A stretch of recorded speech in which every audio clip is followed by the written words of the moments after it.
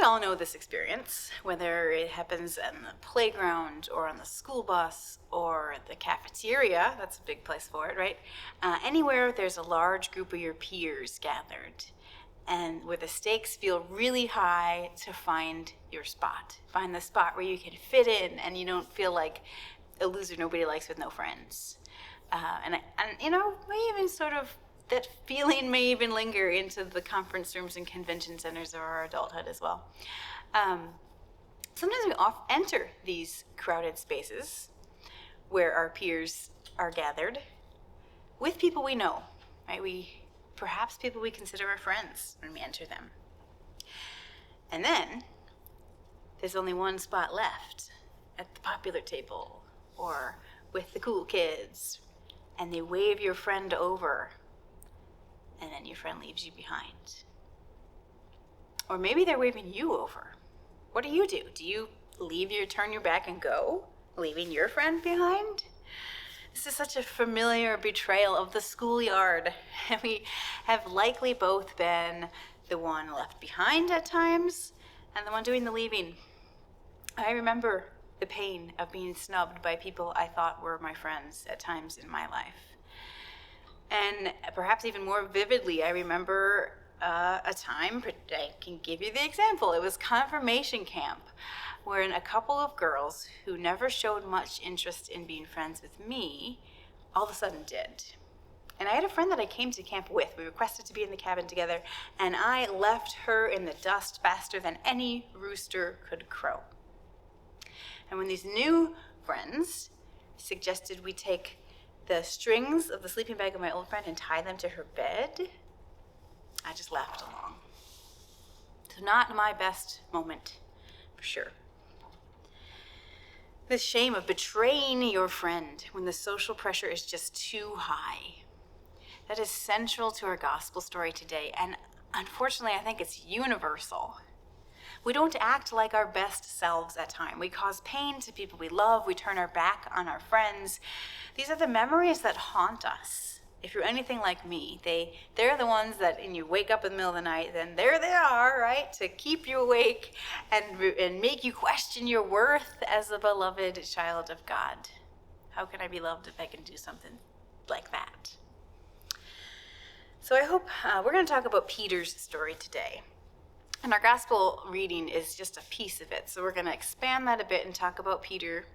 And I hope that his story reminds you that you are in those moments, that you are never beyond redemption. So Peter's story is bigger than this section from chapter 18. That is our gospel reading today. Though this is a low point of his story, I would say. But it's important to remember it's not the whole picture. So if we go back to the beginning, Peter is actually Simon, right? So I always hear Simon Peter. Simon is his first name. And we know from the beginning of John's gospel that Simon's brother Andrew was a disciple of John the Baptist. And Andrew leaves John the Baptist to follow Jesus in the beginning of Jesus' public ministry when John points him out. And that was the point of John the Baptist's ministry. So Andrew goes, follows Jesus, and when he does, then he turns back and goes to get his brother Simon. And he says to Simon, "We have found the Messiah." So he invites Simon to come along and join this group that's forming of Jesus' disciples. And Andrew brings Simon to Jesus. And Jesus looks at Simon and says, "You are Simon, son of John. You are to be called Peter," which means rock. So at first glance, the first time Jesus sees Simon, he gives him this nickname. And then we have today's story, in which Peter denies being a disciple 3 times. In the story today, things are not looking good for this Jesus movement that began, 3 years ago. Jesus has been arrested and is on trial. He's being questioned by the temple authorities, and his defense is essentially, "Well, ask my disciples. I've spoken out in the open. Why don't you call some witnesses that can testify to what they've learned from me?" And then we cut to Peter. So I think it's really well done in John chapter 18, because we have these two scenes, like cut within each other to show the difference, right? Because we cut to Peter, this disciple that was nicknamed the Rock. So presumably that infers that he's the solid foundational disciple. And Peter is fielding his own set of questions over and over, or the same question 3 times, right? And he denies being a disciple of Jesus. Things aren't looking good, because the time is up for Jesus. His time to teach is over. His ministry is ending, because we all know where this is going. This is going to the cross. And so it'll be up to the disciples to carry on the mission that Jesus started. And we see Peter, if he is the representative here, and if Peter is any indication, Jesus' disciples seem too scared to even admit they are disciples, let alone carry forward this movement Jesus started. And this is a really fast turnaround for Peter too, right? Well, when we get to Peter's denial. Because before this, if we go back the whole way to the beginning of chapter 18, we have Jesus and his disciples in a garden. And John tells us that it's a place Jesus and his disciples meet together often, so they know it well.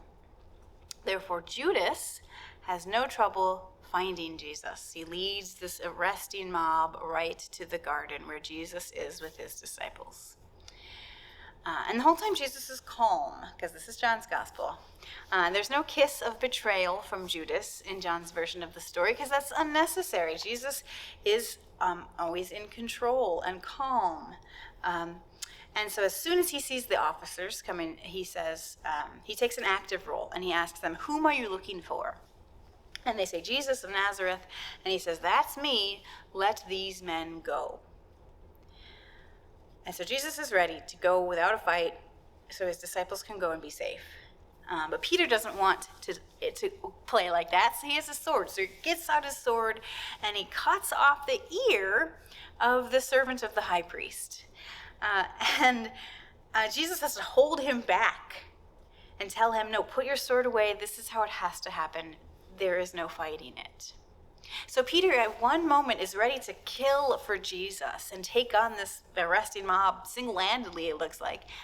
And then at the next, and the time it takes them to just the time it takes Peter to follow Jesus to the courtyard of this high priest, all of a sudden, he denies he's a disciple. How quickly Peter crumbles under pressure. And this is who is going to be charged with continuing on the mission of Jesus. It's not looking very good for the Jesus movement. And yet this isn't the end of the story. And Jesus knows what he's doing. Jesus knew what he was doing when he called together that ragtag bunch of disciples in the beginning of his ministry. Jesus knew what he was doing when he looked Simon in the eye and said, "You will be called Peter, Rock." Like most of us, when we are in uncomfortable, tense social situations, Peter's just trying to blend in and not attract attention. All right, so he joins in the crowd around a charcoal fire to keep warm. Now, Peter gathers around another charcoal fire a few chapters later. We fast forward, we're in chapter 21 on the other side of Jesus' death and resurrection. So spoiler alert, Jesus dies and he's going to rise. So that's where we're headed here, to Easter. But here at the end, around this other charcoal fire, we get the end of Peter's story. At least Peter's story in John, right? Around this charcoal fire, Peter fields another series of questions. 3 times, Peter is asked by Jesus, alive again on the other side of death, "Simon, son of John, do you love me?" Asked 3 times to redeem those 3 denials. And after Peter answers, "Yes, Lord, you know that I love you," each and every time Jesus sends him, "Feed my lambs, tend my sheep, feed my sheep." The Good Shepherd puts the care of his flock into the hands of Simon Peter, that same disciple who crumbled under the intense pressure in the courtyard and denied any affiliation with Jesus. That was a low point for Peter's denial. but it in no way put him beyond redemption. It in no way defined him in the eyes of God. God's grace can always reach to you, even in the pit of shame, even on the other side of death. The repeated theme in John's gospel is an invitation from Jesus to abide in me. It's an invitation to a relationship with Jesus, an invitation which we talk about a lot with meaning to believe, to have faith, and to trust in Jesus as the Messiah, the one sent from God. Yet what I don't think we talk about enough is that that relationship goes both ways. The belief even goes both ways. And it is Jesus' faith in Peter that is unwavering, and that allows Peter to become the solid rock of a disciple which Jesus saw in him from the start. In today's story, where Peter denies Jesus, Peter's faithfulness wavers. It cannot withstand the stress of the moment, or the danger that Peter senses might await him if he admits he's a disciple. That is so relatable. Peter's not at his best. We have times we are not at our best. When we are swayed by the pressure to fit in and not rock the boat. Once Peter gets close to the power structures of the temple, he loses all ability to stand up for what he believes in, and how often we sort of compromise our values because we are afraid. And then Peter feels ashamed about it afterwards. Just like those memories of our own low points that come and visit us in the night and keep us up and make us wonder. And yet Jesus' faithfulness remains through it all. Even at the very moment Peter is denying his discipleship, Jesus is there saying, "Ask my disciples, they know." Jesus is trusting that his disciples will carry on the teaching that he is being questioned about. Even after Peter's disaffiliation, Jesus comes to him, redeems him, sends him on to tend his flock. There are times in life when it just doesn't look good. Sometimes we can't imagine how it'll turn out okay in the end. When it feels like we've gone and messed everything up, or blew our chance, or we've hurt too many people that we love to ever be redeemable. Sometimes we want to abandon the plan we were so passionate about 1 hour before because it's just too scary and too hard in those moments. And at times like that, Jesus' faithfulness carries you through. Because unlike Peter's and our own, the faithfulness of Christ never crumbles. Not in the face of an arresting mob or powerful opposition, not even in the face of death.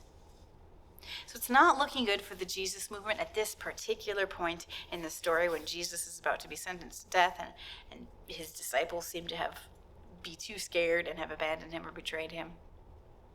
But the Jesus movement cannot be stopped. Jesus' love and mercy prevails. The movement of God's abundant grace lives on just as Christ lives again. The kingdom of God, full of love and second chances and joy and abundant life, lives on today and always. And you are a part of it. Jesus believes in you. Even when you crumble, even when you deny him, Jesus continues to believe in you, to see the gifts you have to offer until you can see them too. Jesus' faithfulness endures forever. Jesus' faithfulness saves the world.